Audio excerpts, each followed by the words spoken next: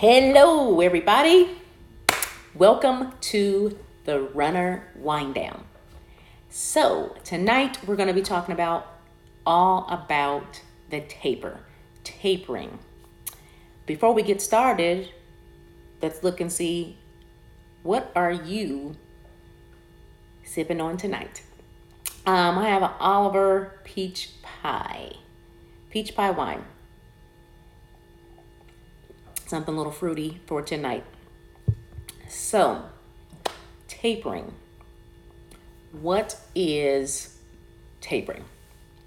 What is it? What's the importance of it? Why do you do it?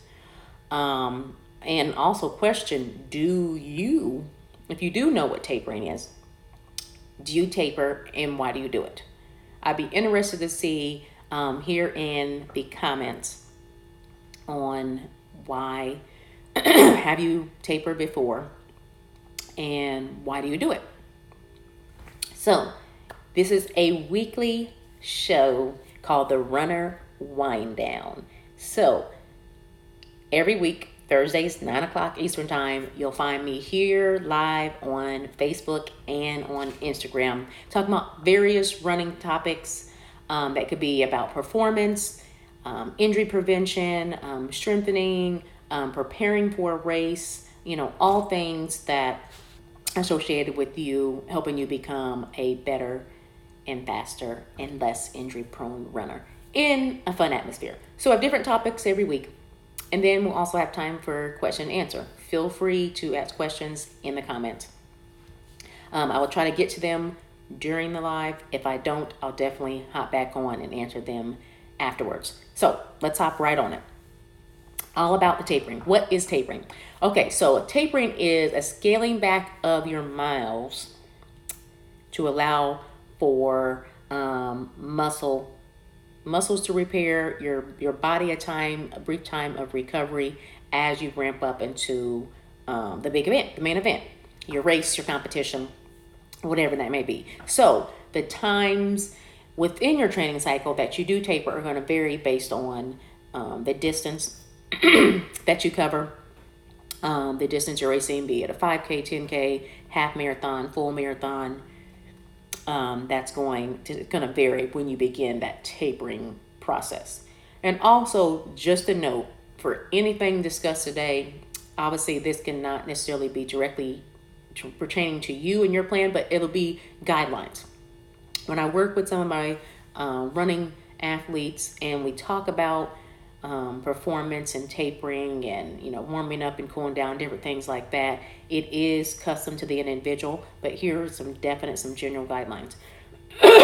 Excuse me.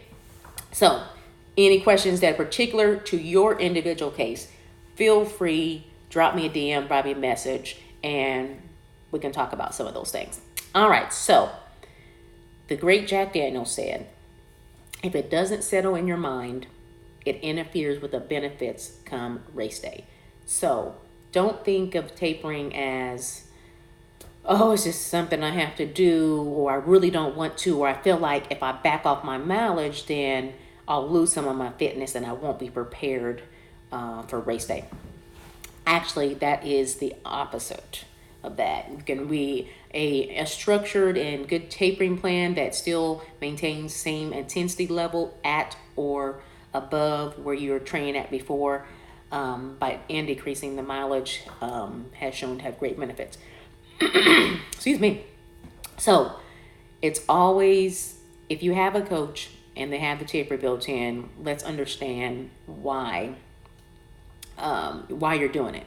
And not just because, my coach said to do it, and then your mindset and your mental is not in it because you're just doing it because someone else said to do it. I'm gonna wave at a couple people here. Hey. All right, we'll keep it rolling. All right, so what is not a taper? Failure is thinking that you were just focused on rest during the taper. I'll just back off mileage and kind of rest and take it easy. Yes, resting, a rest is part of that, but it's also relative rest. So let's look at some of the benefits. During that time, you can maximize your fuel. You can rest your muscles and allow for muscle recovery. And it's good for mentally preparing yourself for the major effort. You think about blood, sweat, and tears of all these weeks of training you put into it. Now this is a step back to kind of reset yourself and get it prepared for the main event. Some other positive is that tapering has been shown to improve muscle power in endurance athletes. The research shows us article in the Journal of Sports, I believe. Don't quote me on that. I can send information in 2015 that talked about properly conducted tapering improves race performance and just athletic performance in a variety of sports. It could be swimming, biking, duathlon, triathlons, and of course endurance running, like we're talking about in endurance runners right now. So it is shown in distance events that tapering can increase your performance by 2 to 3%. I don't know about you, but that 2 to 3% can make a major difference when you're talking about over the long haul of the miles and what a race looks like. I know I was out on, feels like death's door the first time I ran a half. I know I didn't. I just kind of pulled out a training plan I found online, and it wasn't really directly, not really accustomed to where I was at that level, and I attempted to do all the workouts that were at that level that I wasn't quite at right now, and having something more customized might have been definitely something more beneficial for me, and I really would have took 2, 3, whatever percentage I could during that race if I would have adequately had tapered correctly. So let's look at some of the myths. Some people think by tapering or by decreasing their mileage that you will risk decreasing your fitness. Less training doesn't mean loss of fitness. So, but let me say that again. Less training or decreasing your mileage does not equal loss of fitness. It has been shown that your VO2 max, which is the measure of your aerobic capacity, is not lost with a good tapering plan. A good taper of reduced volume coupled with quality high-intensity work can preserve fitness for up to a month. So guess what? That 2 weeks at several days of tapering and decreasing your volume, it's not gonna, it's not gonna decrease your performance and actually enhance your performance, because it's gonna get you in that mindset and get your body prepared for the task at hand. So I know some people asking about what does that mean? Keys to a successful taper. And the question is, when do I taper? Also, think about what do you consider tapering before a race to be a necessary part of your training. Before I get into that, let me know, anybody, what an answer. Do you consider tapering before a race a necessary part of your training?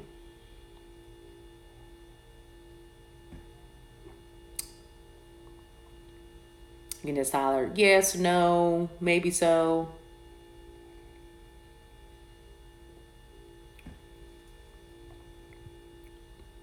All right.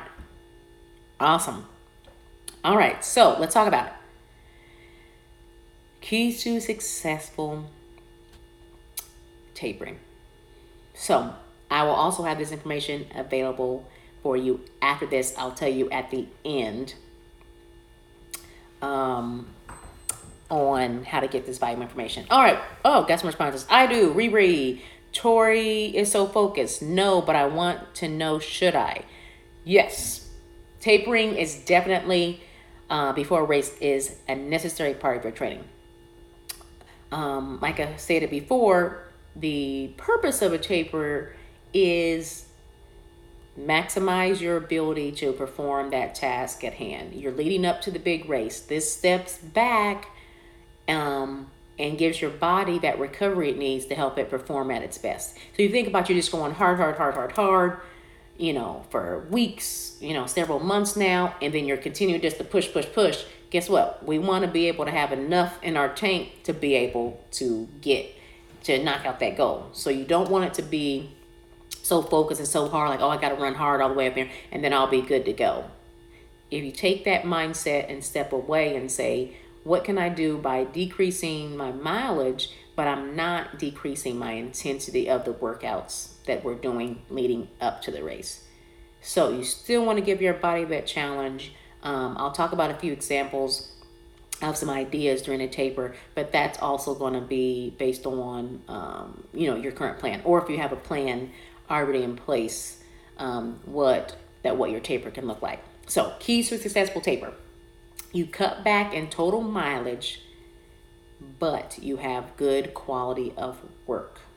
So that doesn't mean you cut back your mileage and then the next 5, 10, 2 weeks or something, you do all just slow, easy runs. Saying, okay, if I just do my taper is just doing easy runs, I'll cut out the other things that we're doing and some of the workouts you're doing. So you still want to have the good quality work. So the research says about how much to cut your mileage, the current research is showing a 41 to 60% decrease in your mileage when you begin your taper, has shown to give the greatest benefits and the enhanced benefits that I talked about before, being able to work, getting that 2 to 3% increase in performance. So 41 to 60% of your previous mileage is what your taper looks like.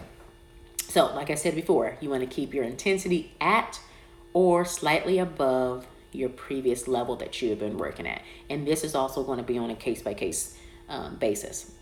I'm getting a lot of good information from Chris Johnson, who's another physical therapist that specializes in runners as well. So I've looked at a lot of his recommendations, as well as what has been shown in the current literature that goes across a variety of sports, so especially in endurance, runners as well. So let's look at timeline. The timeline. If you're training for a 5K or 10K, obviously those are shorter, higher intensity races. Taper looks like 3 days for that. Half marathon, which a lot of people are training half marathon and full marathons. Half marathon, it looks like 8 to 14 days ish, and then the full marathon, it looks like about a 2-week time period. So that means for a full marathon, your last demanding long run should probably be 2 to 3 weeks out, depending out from the race, depending on the athlete.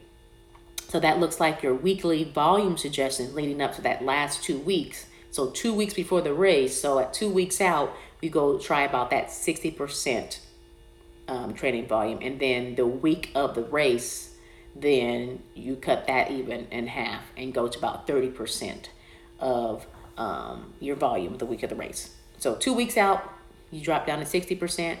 The week of the race, you drop down to 30% of your training volume. Obviously, this is not customized, general guidelines. All right, so some people ask about, do I run before, the day before? Some people hear about shakeout runs, and some people say, hey, if I run the day before, I'm going to be tired. So a good thing to think about is think about yourself individually, as well as if you're going to run, you can just do a run in the morning. Your race is on Saturday morning, then you could do a short 20 to 30 minute run, maybe with some strides or something like that on Friday morning.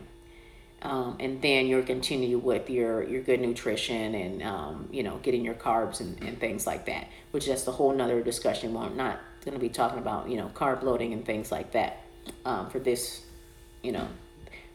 lesson or this show. So here's some tapering examples. So, got some more. Awesome. So running, so like I said before, it's up to you. If you're gonna run the day before, you have a Saturday morning race, try running the morning. So like Friday morning, getting your 20, 30 minutes in, getting some strides. It's another way to kind of check the tank out a little bit, get your mindset in ready to race form, obviously without tiring yourself out. I'm gonna take another sip here. By the way, what is everybody sipping on tonight? Is it wine, coffee, water, tea? Go ahead and post in the comments if you have your wine down drink.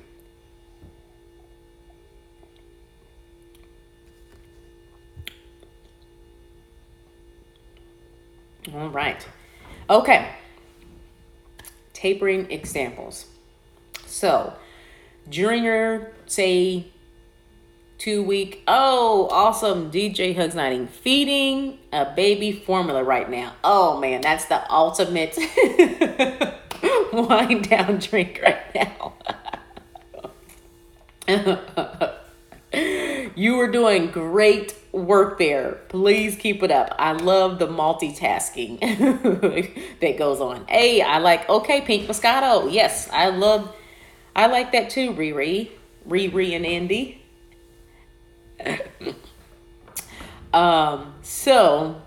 Oh yes, coffee. Okay, Tori, coffee for now, wine later after shower. Yes, awesome. I am a coffee and wine drinker. Now, you are good to drink coffee at this hour, even though I can actually drink coffee and still go to sleep. That's probably why I love coffee. But yes, I'm a coffee and wine lady. And water, of course.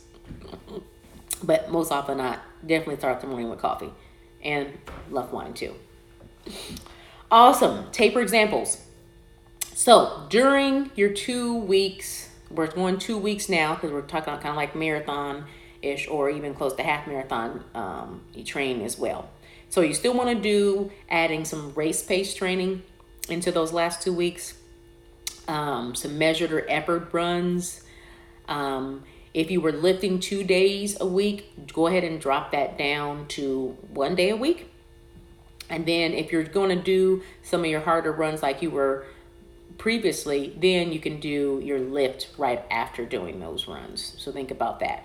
If you were doing like, say you were doing like a tempo run and a lift in the same day, go ahead and spread those out and give yourself that 3-4 hours or greater in between doing the harder run and your lift session. So, yeah, the main thing is you're not going to go on and be changing things, adding things that you hadn't already been doing during this time. If you hadn't been lifting during the whole time, you're not going to add lifting into your program 2 weeks out before your race. So if you've been lifting 2 days a week, now you just drop that down to 1. You want to go ahead and add in some dynamic drills, mobility drills as well, to be able to get some good activation with those muscles and get everything firing the way that it should be during that time too. So you can also, let me take it back. Another real important key is going to be outside of what you're doing on the pavement and running is going to be decreasing those stressors during that time. Hard to do, but you want to be able to kind of do, some mental shifts and mental things too, to kind of prepare your mind for your race, as well as some race plan prep. So you don't want to go in and then all of a sudden the day of race, like, okay, well, I've been training this way here and trying. Well, now today I'm going to change and I'm going to do intervals now once I do such and such. Well, if you hadn't been training that way, then your body is not going to be adequately prepared to do that. Or you have in your mind that, hey, I'm going to run at XYZ pace. You start the race and you go super duper fast, which a lot of us, including myself, tend to start out too fast. And then you have to scale yourself back. So you have to be able to have in your mind, if that does happen, how do you reset and readjust where you are as far as getting back on pace, getting back in your routine and running your race at your pace. Your race, your pace. All right, so not really final tips, but tips for also during that week outside of actual, what you're doing on the pavement in your run is going to be eat, hydrate, and sleep well. Those are very important keys. Everybody's known that they've, gotten up and done and completed a tired run, or you just been, wiped out and your body just wasn't up to it. So being able to concentrate on those things, which, life happens. So you will have those challenges in there, but leading up to the race, you want to be able to decrease those as much as possible, and avoiding excess alcohol. So not too many more of the wines, not too many wines going on there, leading up to your race. All right. Any questions? Questions. What are, if you're training now, what are your next races coming up? DJ Hugs 90. You told me Marine Corps marathon. So you're coming up on your pace as well. Okay, so no speed work. Okay, well, speed work. Speed work is you can put that into your speed work or tempo. Yes, I would do that maybe the 2 weeks out, not necessarily the week of. So think of more of incorporating race pace, strides, some intervals in there where you're going on for a certain amount of time and then backing off, so that you get more into still challenging yourself at that steady state and going up a little bit above that. So you can do speed work within there, but I probably wouldn't do any speed work probably 4 to 7 days before the race. So you can still do it within the taper, but I probably wouldn't do it once you gets in that 4 to 7 days prior to the race as far as speed work goes. Describe mobility drills. Okay, mobility drills could be using the circular band to do some hip activation drills with doing like clamshells, bridging, things that activate your glutes and get them firing, as well as stretching, foam roll, because you want to be able to target those areas that are going to take on a lot of the load. A lot of times people have kind of that area in their hip flexors or in the front of their hips where they feel like a little pinch or that starts getting tight. So go ahead and readdress where you've been having some deficits, where you might have noticed during a run, or you get up to mile 9, 10 or something like that, and like, every time I get around that time, that hip feels like this. Well, we want to be able to go ahead and address those with some mobility. It could be foam roll, stretching, some of the activation exercises that help trigger those glutes and the muscles to fire a little bit better, so that you won't get some of the symptoms, and that you're moving at your best. So you want to be able to move at your best and feel your best prior to going in to the race as well. I'm gonna hold on for any more questions.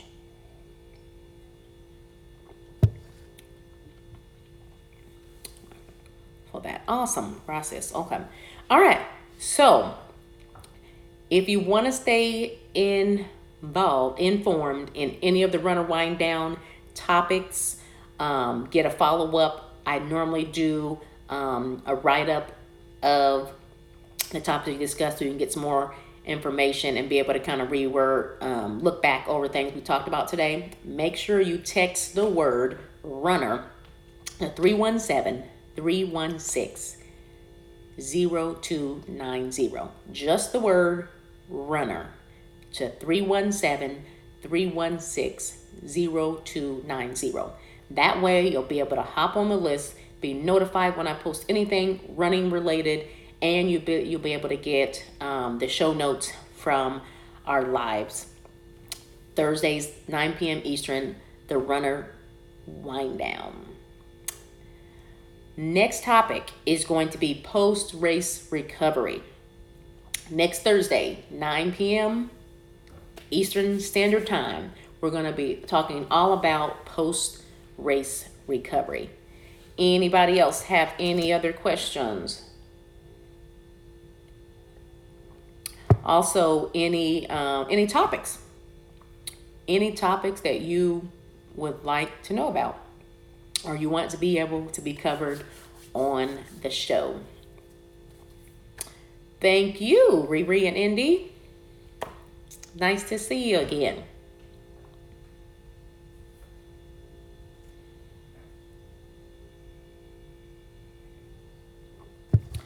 Another thing to note is, as we're kind of getting down toward the end of this year, as far as our training seasons, looking forward to next year. I'll be opening up and I'll be accepting more run coach clients coming up. So I'm going to open up my training schedule to accept some more run coach clients for free. Hop on a website at indyperformbetter.com. Learn more information about how to get connected and how to have me as your coach and as your physical therapist.